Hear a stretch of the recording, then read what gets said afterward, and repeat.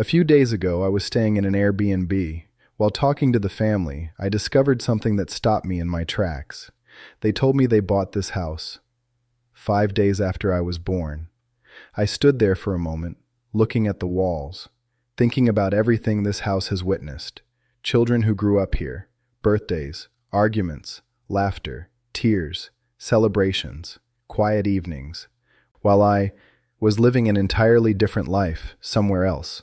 And one day, I arrived here only as a guest.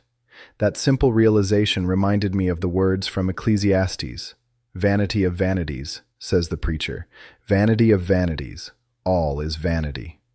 At first, those words sound almost depressing, as if life has no meaning. But I don't think that is what the author was trying to say. I think he was trying to free us. Because look at this house.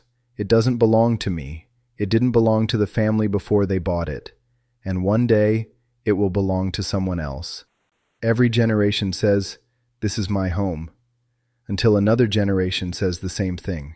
The same is true of wealth, businesses, titles, cars, even our own bodies.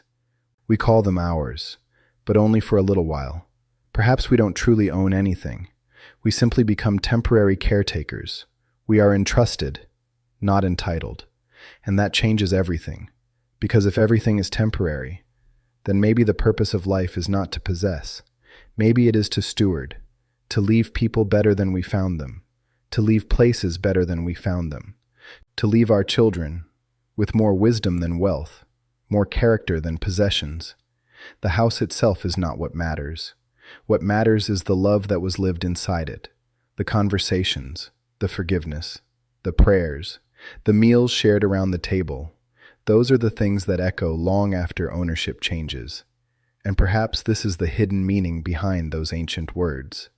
All is vanity, not because life is meaningless, but because everything we try to hold on to eventually slips through our fingers. So stop trying to build a life that only accumulates things. Build a life that leaves traces in people's hearts, because houses change owners, businesses change hands, wealth comes and goes. Even our names are eventually forgotten by history, but every act of kindness, every moment of integrity, every person whose life became brighter because you were part of it, those things continue in ways you may never see. Maybe that is the true measure of a life, not what you manage to keep, but what you manage to give, because in the end, we arrive with empty hands. We leave with empty hands, and perhaps everything in between is simply an opportunity to learn how to love, how to serve, and how to remember that nothing here was ever truly ours, only entrusted to us for a little while. The value of your life will never be measured by what remained in your possession, but by what remained in the hearts of those you touched.